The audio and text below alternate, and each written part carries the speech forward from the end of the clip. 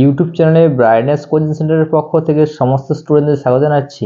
আশা করি তোমরা সকলে ভালো আছো। আজকে ভিডিওতে টপিক নিয়ে আলোচনা করব যারা ক্যালকাটা ইউনিভার্সিটির আন্ডারে গ্র্যাজুয়েশন কোর্সে ভর্তি হয়েছো, অর্থাৎ BA, BSc, BCom, honours course এবং পার্স কোর্সে যারা ভর্তি হয়েছে তাদের কম্পালসারি ইংলিশ যে সাবজেক্টটা আছে, অর্থাৎ এইসি ইংলিশ যে সাবজেক্টটা আছে, ওই সাবজেক্টের সিলেবাস এই ভিডিওতে আমি আলোচনা করছি এবং নাম্বার ডিভিশন আলোচনা করছি, অর্থাৎ কত নম্বরের পরীক্ষা হবে এবং এই কম্পালসারি ইংলিশ সাবজেক্টটা কোন কলেজে পরীক্ষা হবে এবং কেমন টাইপের কোশ্চেন হবে। টোটাল এই ভিডিওতে আমি এইসি ইংলিশ এই সাবজেক্টটা, অর্থাৎ কম্পালসারি ইংলিশ সাবজেক্টে আমি এই ভিডিওতে টোটালি সিলেবাসটি আলোচনা করছি। এছাড়া আমার চ্যানেলে যারা নতুন আছো তারা অবশ্যই, যারা চ্যানেলে সাবস্ক্রাইব করেনি সাবস্ক্রাইব করে রাখবে। আমি নতুন কোনো ভিডিও নিয়ে হাজির হব। আমি অবশ্যই এই ভিডিওতে পুরোটাই সিলেবাস সম্বন্ধে আলোচনা করছি। তোমাদের এইসি ইংলিশ সাবজেক্টটা যেটা আইটেম যেগুলো আছে, প্রোজ এবং পোয়েট্রি, অর্থাৎ পোয়েট্রি এবং প্রোজ এই দুটো আইটেম আছে।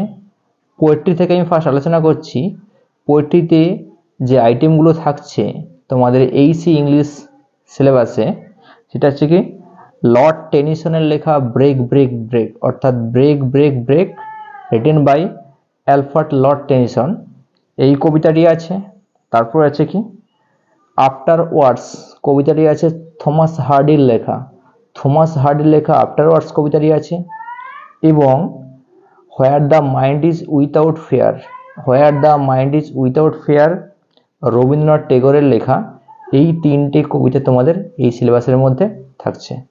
এবারে প্রোজ থেকে যেগুলো থাকছে, অর্থাৎ গল্প থেকে, অর্থাৎ গদ্য থেকে যেগুলো থাকছে, যেই আইটেমগুলো, সেগুলোকে আউট অফ বিজনেস এই গল্পটি থাকছে আর কে নারায়ণের লেখা আউট অফ বিজনেস এই গল্পটি থাকছে। এবং নেক্সট থাকছে কি দ্য চাইল্ড গল্পের লেখক হচ্ছে প্রেমচাঁদ, অর্থাৎ মুন্সি প্রেমচাঁদের লেখা দ্য চাইল্ড এই গল্পটি থাকছে। এবং থাকছে আই হ্যাভ আ ড্রিম এই গল্পটি থাকছে মার্টিন লুথার কিং জুনিয়রের লেখা আই হ্যাভ আ ড্রিম, এই তিনটে গল্প থাকছে তোমাদের। এছাড়া বলা হচ্ছে কি এটা এই যে তোমাদের তিনটে কবিতা এবং তিনটে গল্প থাকছে প্রোজ পোয়েট্রি থেকে, এখান থেকে সমস্ত কোশ্চেন এমসিকিউ প্যাটার্নের কোশ্চেন হবে, অর্থাৎ 4টে করে অপশান থাকবে, সঠিক অপশানটা লিখতে হবে এবং কোনো নেগেটিভ মার্কিং থাকছে না। এখানে টোটাল 25খানা কোশ্চেন থাকবে এবং 25খানা কোশ্চেনই লিখতে হবে এবং সেখানে প্রত্যেকটি কোশ্চেনের মান থাকছে 2, অর্থাৎ 25 × 2 অর্থাৎ 25 × 2 = 50।